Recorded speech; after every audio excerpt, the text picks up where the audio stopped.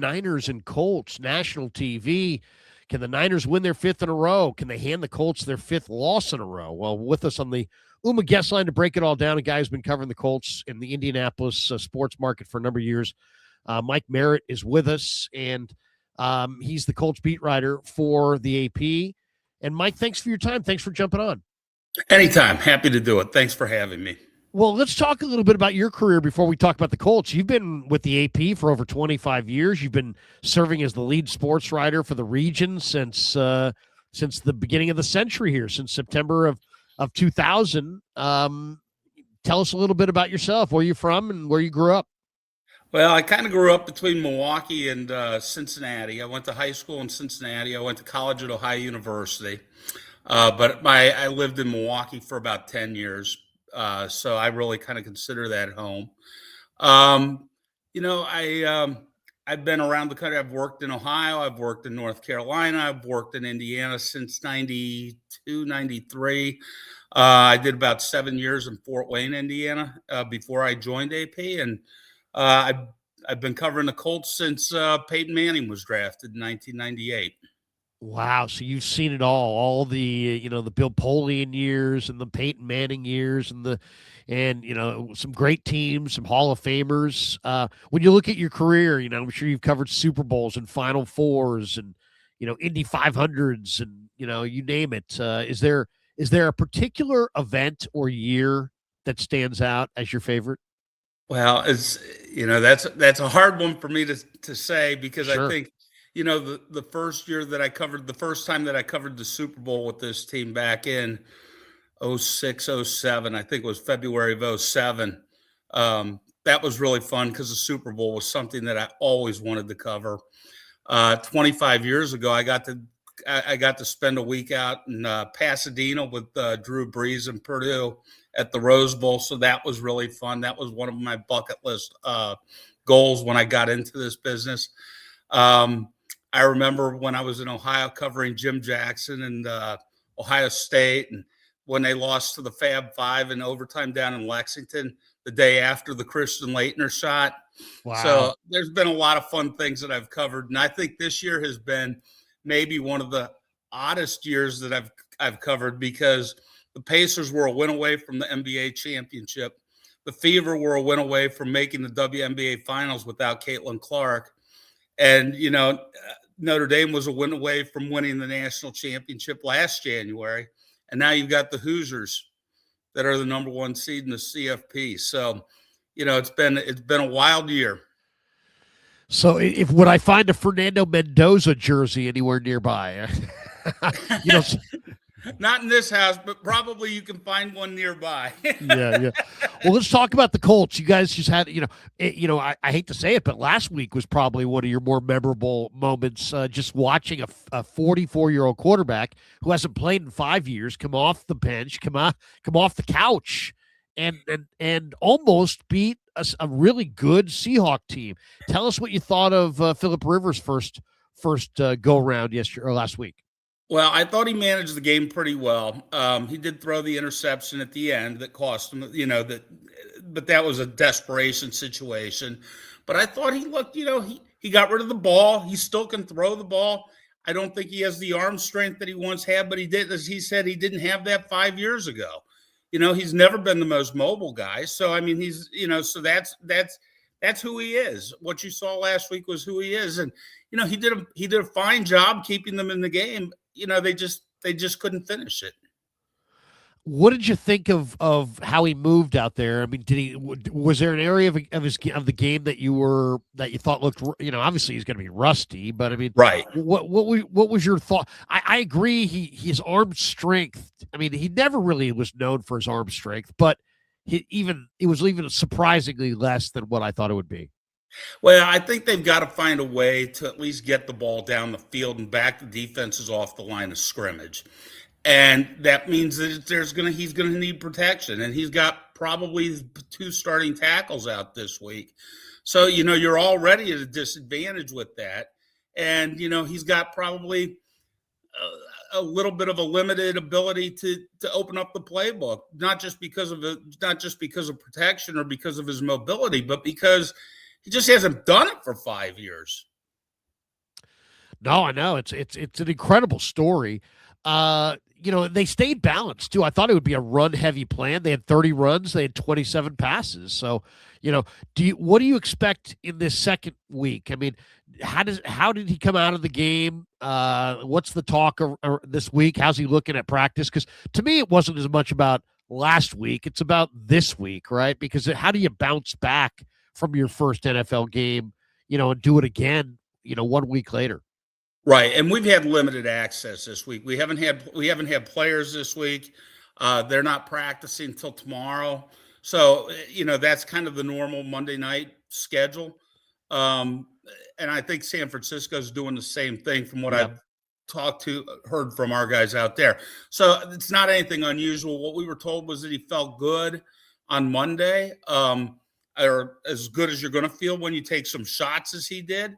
So it sounds like they're going to go with him again. I mean, I don't think they brought like Shane Steichen said, they didn't bring him in here to sit him. So they're going to play him as long as he can play. They're going to play him, and he gives them a chance. And I think that's better than going with a rookie quarterback for the last 3 games of the season. Needing probably at least 2 wins to get into the playoffs. I just don't think that's a good situation. So I understand why they did it, but it is a desperate move. What are the talk shows and the fans saying? I mean, do they want to see Riley Leonard, who was very popular at Notre Dame, or are they pleased with the veteran Rivers? Well, I think that that's always the rub with fans. Fans always want the guy that's not playing if they're not playing well. And it's not that Philip didn't play well. It's that he.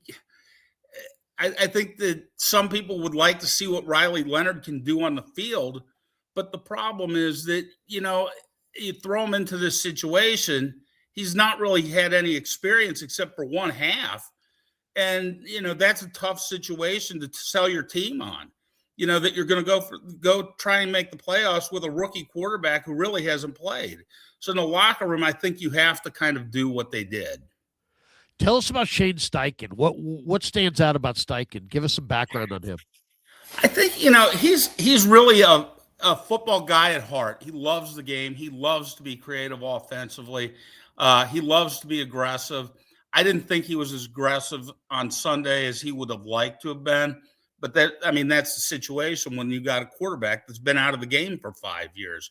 You got to play it safe.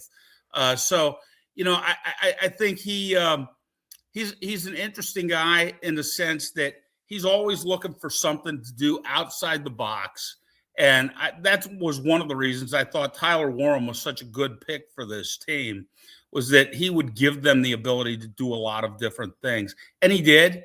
But Tyler's kind of, he's kind of become invisible the last couple of weeks too. So, I don't know if he's kind of hit that rookie wall or what's going on there, but I think they need to get him more involved in the game.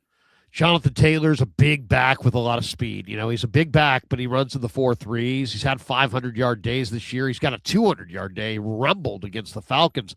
Whoa, 32 carries for 244 and 3 touchdowns November 9th. What do you think of JT? I mean, is he the Niners are struggling to stop the run. I mean, they really have had a hard time since Warner went out at stopping the run. I would imagine they're going to get a full dose of Taylor Monday night. I would think the same thing. I mean, Taylor is such a good running back, and he's good from so many different perspectives. He's terrific. He's got breakaway speed, as you mentioned. He can run it inside. He can run it outside. He catches the ball. His pass protection's gotten much better over the years. And, so you can keep him in there for 3 downs and let him go to town. And that's what he's done for a good bit of this year until the injury to Daniel Jones and then, the second injury to Daniel Jones. Around the holidays, it feels like scams are everywhere. And that's why I'm more careful than ever when I'm sending money, which is why Cash App really stands out to me. Scammers know the holidays are busy for everyone, which can make us all targets for scams. And that's why Cash App builds in protections to help keep your money safe while you're checking off your shopping list. If you're about to send money to someone for a deal that's just too good to be true and Cash App flags it as a potential scam, they'll warn you before you send the money. Cash App also gives you an extra layer of protection with features like Security Lock. You can require a PIN, Face ID, or a fingerprint to unlock your account and move money. So even if someone gets a hold of your unlocked phone at a holiday party or wherever, your money is right where you left it. For a limited time only, new Cash App customers can use our exclusive code to earn some additional cash. For real, just download Cash App, use our exclusive referral code, SECURE10. Don't forget, it's SECURE10. Use that in your profile, send $5 to a friend within 14 days, and you'll get $10 dropped right into your account. Terms apply. That's money. That's Cash App. Cash App is a financial services platform, not a bank. Banking services provided by Cash App Bank partners. Prepaid debit cards issued by Sutton Bank, member FDIC. Promotions provided by Cash App, a Block Inc. brand. Visit cash.app/legal/podcast for full disclosures. How's the offensive line looking? You mentioned they may be going with 2 backup tackles in this game. It's interesting. I feel like they played pretty well for most of the season. I think that the one tackle, Jalen Travis, they might look to try and have him start next year if they let Braden Smith leave in free agency. So that's one guy that they feel pretty good about. And then we'll see what happens on the other side, because Bernhard Raimann is, they signed him to a big extension. He hurt his elbow last week during the game. And I just don't know if they've got enough tackles to be able to fill all that in, but we'll see. How did the Colts get Lou Anarumo? It seems like he was one of the better defensive coordinators in football. Cincinnati let him out of there. I don't know. Is there a backstory there? I don't know if there's so much of a backstory, but the Bengals really struggled defensively the last couple of years. They're struggling again this year with Al Golden from Notre Dame, of all people.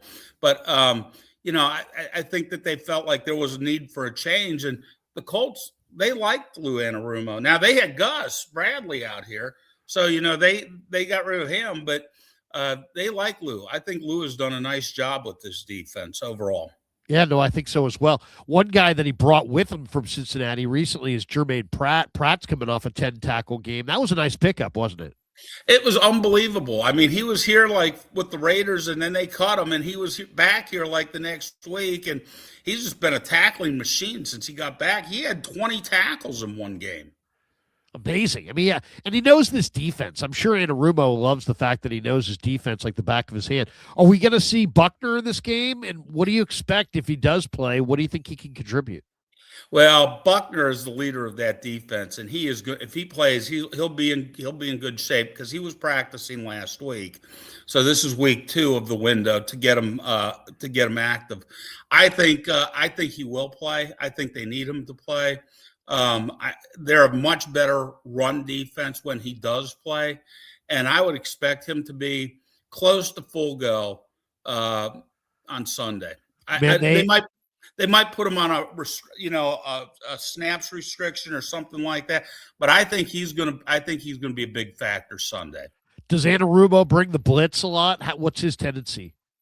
He does tend to blitz a little bit more than what Colts fans were used to with Gus and some of the previous defensive coordinators here. And he's not afraid. He's not afraid to put pressure on teams.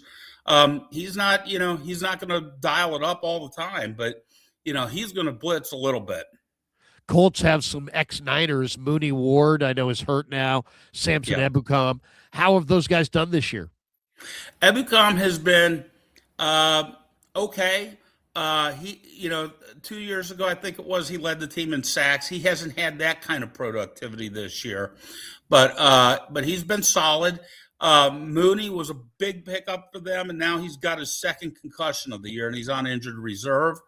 I think they miss him a lot because they were really planning to have 3 Pro Bowl cornerbacks back there with him, Sauce Gardner, who's hurt, that they got at the trade deadline, and then Kenny Moore, the slot cornerback, who's been to Pro Bowl.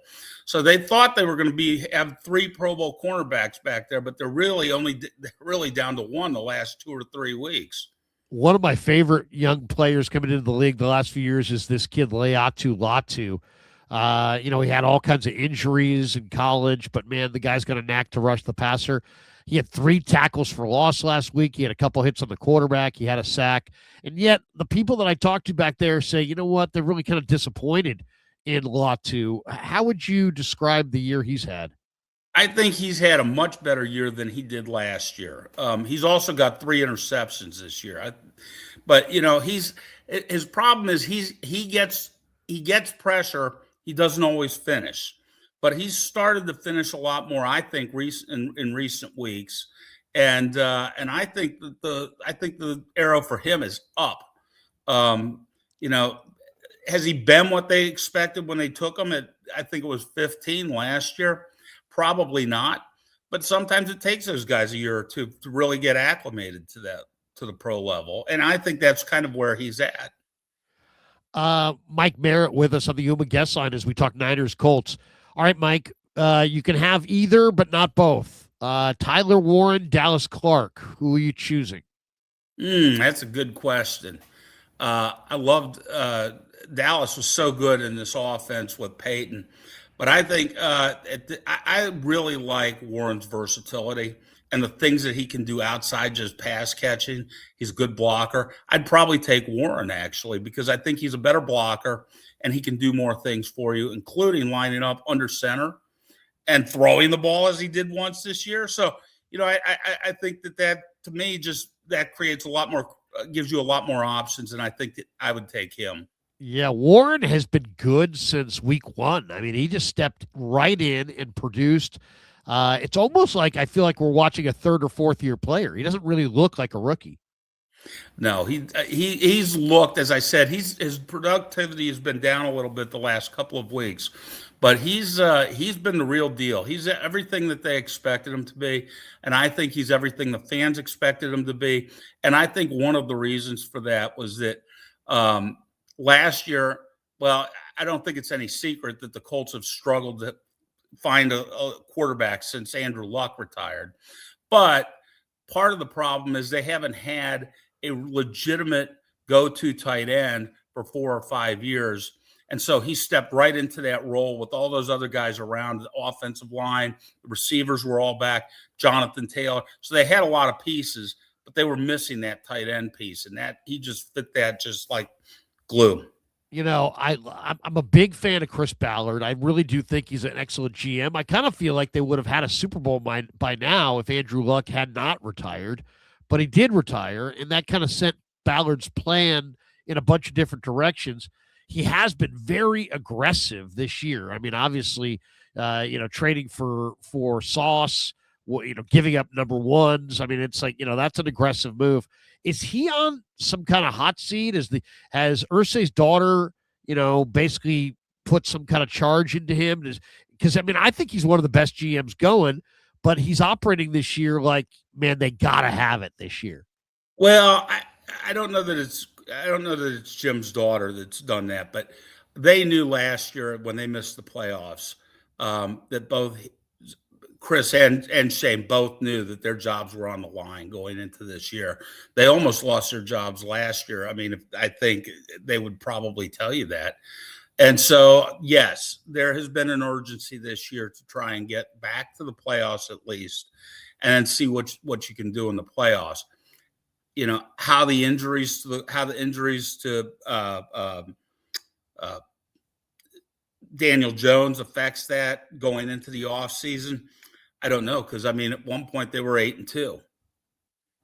Just the fact that they got Daniel Jones and found a reclamation project quarterback seems to be almost like a feather in the cap of Ballard, is it not? I would tend to agree with that, because I think that the prevailing wisdom around here was, you didn't know, even in training camp, it was hard to separate Daniel Jones from Anthony Richardson. And when you have two quarterbacks, as John Madden always liked to say, you have none. Right. So the fact that Daniel Jones emerged as that guy during the regular season, I think is a feather in their cap. Were you in favor of them going for Rivers over like Riley Leonard? And because I mean, I really like Riley Leonard. I think Riley Leonard has some potential. He's a little bit of a developmental player at this point. Were you in favor of the Rivers move, and were the fans in favor of it? Because Riley Leonard was good at Notre Dame, and Notre Dame's not that far away from there. It's hard for me as the beat writer to be in favor of something like that. Sure. But the reality of it is, I felt like if they were going to go with Riley Leonard, that would be a hard sell in the locker room. Right.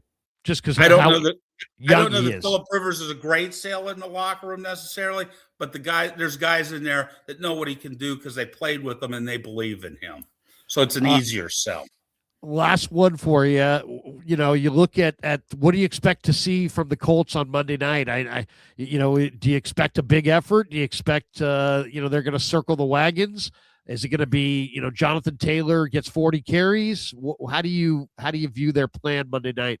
Well, I think as you mentioned that the Niners have struggled to stop the run here without Warner, so I think you would try and exploit that first and foremost, and then you've got to let Rivers turn it loose a little bit, I think, and try and back the defense off the line of scrimmage. The effort, I don't think the effort always seems to be there with these guys, and they know what's at stake. They've got 2 home games left. If they win both of those, they've got a shot at the playoffs. If they don't, they're probably not going to be in the playoffs. If they don't make the playoffs, how much disappointment is there after the incredible start? I think there's a lot because, you were 8-2 and you were sitting there on the cusp of, having the number 1 seed potentially in the AFC. And, and then injuries hit and, it's the same thing. Injuries hit everybody. And, whether it's Mahomes in Kansas City, whether it's Micah Parsons in Green Bay, and when those guys go down, it's just impossible to replace those guys. It really is true. It really is true. The old saying, if you have 2 quarterbacks, you got none. And yet the Niners are challenging that because Mac Jones won 5 games with Brock Purdy out, probably saved the Niners season. Who knows? Maybe Phillip Rivers is saving the Colts season, but it should be a good one on Monday night. Mike, if people want to follow you, where's the best place to catch up with what you're putting out there right now?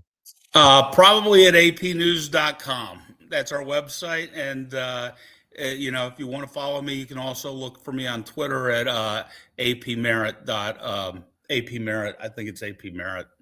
So. Sounds good. Hey, safe travels out here to the West Coast, and thanks for jumping on KNBR. We appreciate your insights. Anytime. Appreciate it. Thank you so much. Mike Merritt, more straight ahead. It's Niners Nightly on the Sports Leader.